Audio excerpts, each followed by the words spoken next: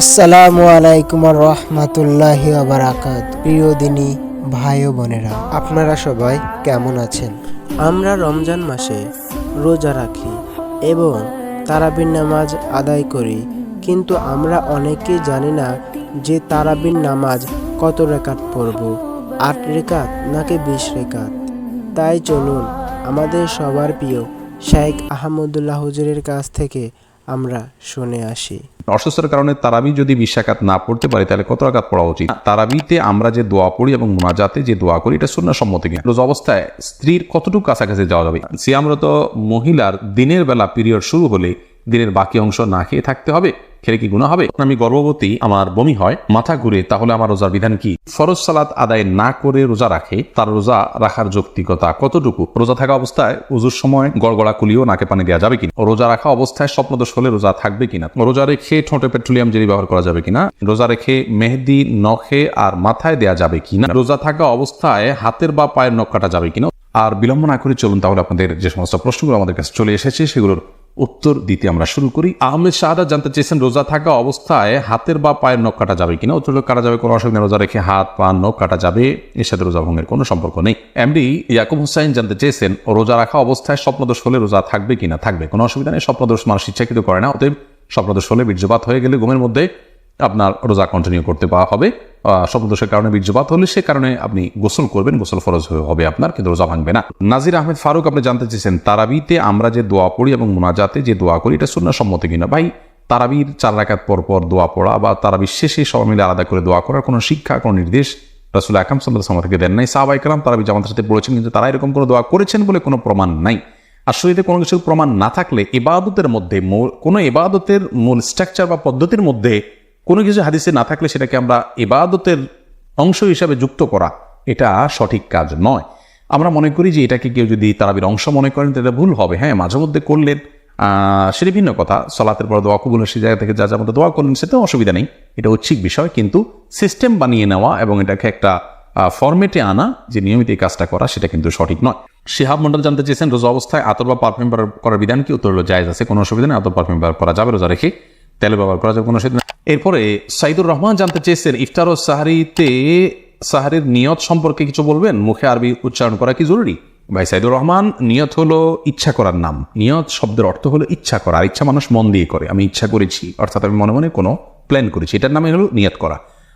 রোজার নিয়ত করতে হবে অন্যান্য সমস্ত আমলের মতো, ইন্নামাল আমালু বিন্নিয়াত, সমস্ত আমলের নিয়তের উপর নির্ভরশীল। নিয়ত না থাকলে কোনো আমলই গ্রহণযোগ্য হবে না। কিন্তু নিয়তের মানে এই না যে মুখে উচ্চারণ করতে হবে।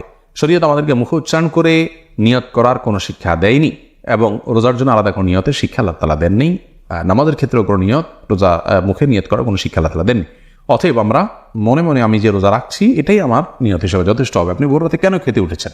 রোজা রাখার জন্য উঠেছেন, এর মানে হলো আপনার রোজা রাখার ইচ্ছা আছে, বাস নিয়ত আছে। আলাদা করে সেটাকে মুখে উচ্চারণ করা আর কোনো নির্দেশ আমাদেরকে দেয়নি, কোনো প্রয়োজন নেই। এটাকে জরুরি মনে করলে একটা দোয়া বানাই দিচ্ছি আমরা, নাওয়াইতু আন আসুমা গাদান ইত্যাদি, এরকম দোয়া বানিয়ে নিলে সেটি বরং বিদআতে পর্যবেসিত হতে পারে যদি সেটাকে আমরা সুন্নাহ মনে করি বা রোজার জন্য গুরুত্বপূর্ণ বা জরুরি মনে করি। সারজুর রিমা এই আইডি থেকে আপনি জানতে চেয়েছেন, রোজা রেখে ঠোঁটে পেট্রোলিয়াম জেলি ব্যবহার করা যাবে কিনা? ঠোঁটে যদি খুব বেশি ফেটে যায়, খুব বেশি বিরক্তির কারণ হয়, তাহলে হালকা করে দিতে পারেন। কিন্তু আপনার একান্ত যদি ঠোঁট না ফাটে বা খুব বেশি কষ্ট না হয় তাহলে পেট্রোলিয়াম জেলি ঠোঁটের ব্যবহার খুব বেশি করে করলে আপনার সেটি আমাদের চতুর্থ ভিতরে যাবে, সে আশঙ্কা আছে। এই জায়গা থেকে এটি করা অনুচিত এবং অনুত্তম এবং করা যাবে না। বখতিয়ার করিম আপনি জানতে চেয়েছেন, রোজা থাকা অবস্থায় উজুর সময় গড়গড়া কুলিও নাকে পানি দেওয়া যাবে কিনা? ভাই বখতিয়ার, খুব গুরুত্বপূর্ণ একটা প্রশ্ন আপনি করেছেন।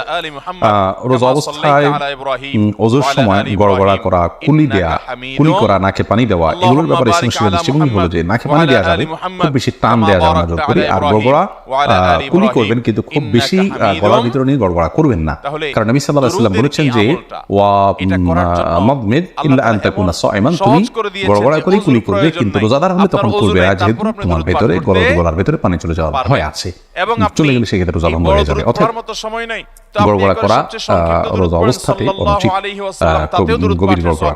খায়রুন নাহার জানতে চেয়েছেন, রোজা রেখে মেহেদি নখে আর মাথায় দেওয়া যাবে কিনা? রোজা রেখে হাতে নখে ইত্যাদিতে মেহেদি দেওয়াতে কোনো অসুবিধা নেই। আবু বকর সানি আপনি জানতেছেন শয়তানকে রমজানে বেঁধে রাখা হয় কিন্তু তারপরও নামাজে মনস্থির থাকে না, এর জন্য কি করতে পারি? শয়তানকে রমজানে বেঁধে রাখা হয় কিন্তু আমাদের মন বা প্রবৃত্তি যেটা আছে তাকে বেঁধে রাখা হয় না, তো সে তো আমাদেরকে মন্দ কাজের দিকে পরিচিত করে। আল্লাহ বলেছেন মানুষের প্রবৃত্তি মানুষের খারাপ কাজের নির্দেশ দেওয়া। অতএব শয়তানের শুধুমাত্র যে এই কাজ করে তা নয়, সেই জায়গা থেকে আমাদের নফস বা প্রবৃত্তি আমাদেরকে কিন্তু ক্ষতিগ্রস্ত করে, সেটাকে নিয়ন্ত্রণ করা শিখতে হবে। মেহেদি হাসান মির্জা জানতে চেয়েছেন রোজা রেখে নাক বা কানের ড্রপ ব্যবহার করা যাবে কিনা। ভাই মেহেদি হাসান, রোজা রেখে নাকের ড্রপ দিতে পারবেন না, কারণ নাকের ড্রপ দিলে সেটা গলা যেতে পারে। নবী সাল্লাল্লাহু আলাইহি ওয়াসাল্লাম বলেছেন তুমি কুলি করবে কিন্তু রোজাদার হলে গড়গড়া করতে যাবে না, কারণ গড়গড়া করলে ভিতরে পানি যেতে পারে। নাকের ড্রপ দিলে সেটা যদি ভিতরে যেতে পারে, অতএব সে জায়গায় নাকের ড্রপ দেওয়া যাবে না রোজা রেখে। কিন্তু কানের ড্রপ দিতে পারেন, চোখের ড্রপ দিতে পারেন, চোখের সাথে আপনার আমাদের গলার সম্পর্ক নেই। কানের ড্রপ দিতে পারেন, সেটারও সরাসরি সম্পর্ক নেই। যদি আপনি গলায় স্বাদ অনুভব করেন ড্রপ দেওয়ার পরে কানে বা চোখে, তাহলে সেক্ষেত্রে আপনি সে রোজা আবার রেখে দিবেন, কিন্তু নাকে দিতে পারবেন না, যেহেতু নাকে দিলে সেটা ভেতরে যায়। এমনি হাসানুল করিম জানতেছেন রোজা অবস্থায় স্ত্রীর কতটুকু কাছাকাছি যাওয়া যাবে? রোজা অবস্থায় স্ত্রীর সাথে সম্পূর্ণ পাশাপাশি শোয়া যাবে, থাকা যাবে, এমনকি চুম্বনও করা যাবে, আলিঙ্গনও করা যাবে, কোনো অসুবিধা নেই। শুধুমাত্র স্ত্রীর সহবাস সেটি করা যাবে না। সহবাসটা যাতে না হয় সেই জিনিসটি খেয়াল করতে হবে। লজ্জাস্থানের মিলন সেটি সরাসরি হারাম, বীর্যপাত না হলেও শুধু সম্মিলনটাই হারাম। এছাড়া আলিঙ্গন চুম্বন হতে পারে। আমাদের আয়েশা রাদিয়াল্লাহু আনহা বলেছেন যে নবী সাল্লাল্লাহু আলাইহি ওয়াসাল্লাম রোজা রাখা অবস্থায় স্ত্রীদের আদর সোহাগ তিনি করতেন, এটি জায়েজ আছে। তবে কেউ যদি সেটি করতে গেলে নিজেকে নিয়ন্ত্রণ করতে পারবেন না এমন আশঙ্কা হয়, তাহলে তার জন্য এটি করা জায়েজ নাই। শাকুল খান জানতে চেয়েছেন কেউ যদি ফরজ সালাত আদায় না করে রোজা রাখে, তার রোজা রাখার যৌক্তিকতা কতটুকু? তিনি রোজা রাখছেন, একটা ফরজ আদায় করতেছেন, এজন্য আমরা অবশ্যই তাকে অ্যাপ্রিসিয়েট করবো যে তিনি অন্তত একটা ফরজ আদায় করতেছেন। কিন্তু রোজা নামাজ না পড়ে রোজা রাখার মানে হলো যে তিনি লুঙ্গি না পরে আপনার গেঞ্জি পরার জন্য অস্থির হয়ে উঠেছেন। ব্যাপারটা এরকম হয়ে যাবে, গেঞ্জি পরাও দরকার কিন্তু লুঙ্গি পরা তার চেয়ে বেশি দরকার। অতএব নামাজটাকে সবচেয়ে বেশি গুরুত্বের সাথে দিতে হবে, তারপর তিনি রোজার জন্য চেষ্টা করতে হবে। নামাজ না পড়ে রোজা রাখা এটা হলো নামাজের গুরুত্ব বা সালাতের গুরুত্ব না বুঝার কারণে। আল্লাহ তাআলা আমাদের ভাইকে বোঝার তৌফিক দান করুন। শিরিন আপনি জানতে চেয়েছেন অসুস্থতার কারণে তারাবি যদি 20 রাকাত না পড়তে পারে তাহলে কত রাকাত পড়া উচিত? তারাবি 20 রাকাত না পড়তে পারলে যতটুকু তৌফিক হলো ততটুকু পড়বেন। তারাবির রাকাত ফুলফিল না করলে যে কোনো গুনাহ হবে এমন না, ফরজ রোজার মতো। অসুস্থতার কারণে আপনি যদি 2-4 রাকাত 6 রাকাত কমও পড়েন কোনো অসুবিধা নেই। পিয়াস এমডি রাইসুল রেজা জানতে চেয়েছেন সিয়ামরত মহিলার দিনের বেলা পিরিয়ড শুরু হলে দিনের বাকি অংশ না খেয়ে থাকতে হবে, খেলে কি গুনাহ হবে?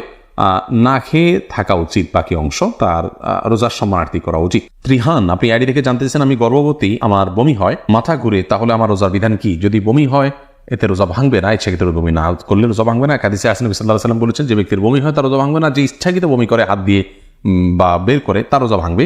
আর যদি বমি হওয়ার পর কিছু আপনি গিলে ফেলেন তার কারণে রোজা ভাঙবে, কিন্তু এমনি বমি হলে রোজা ভাঙবে না। মাথা ঘুরে বমি হয় তারপর কষ্ট করে আপনার রোজা রাখা উচিত, এটা ফরজ রোজা, এখানে কার্পণ্য করা উচিত নয় এবং ত্রুটি করা উচিত নয়। আল্লাহ আমাদের তৌফিক দান করুন। এলমি একটা অনুষ্ঠান করা এবং হাদিস ভিত্তিক জ্ঞানের একটি অনুষ্ঠান, অতএব এটিকে অন্যদের দেখার সুবিধার্থে, অন্যদের জানার সুবিধার্থে শেয়ার করে দিন, ওয়াচ পার্টি করে দিন। এর মাধ্যমে আপনার ছোট্ট একটি ক্লিকের মাধ্যমে অনেক বেশি অফুরন্ত সওয়াবের আপনি অধিকার হতে পারবেন। শয়তান আমাদেরকে এরকম সহজে অনেক বেশি অর্জন হতে পারে সে আমলগুলো থেকে ভুলিয়ে রাখে এবং এগুলোকে আমাদের কাছে গুরুত্বহীন করে রাখে। অতএব শয়তানকে আমরা কোনোভাবেই যেন সুযোগ না দিই। আল্লাহ তাআলা সেই তৌফিক দান করুন। আমরা দাওয়াত এবং দ্বীন প্রচারের অংশ হিসাবে এই পোস্টকে শেয়ার এবং ওয়াচ পার্টি করি।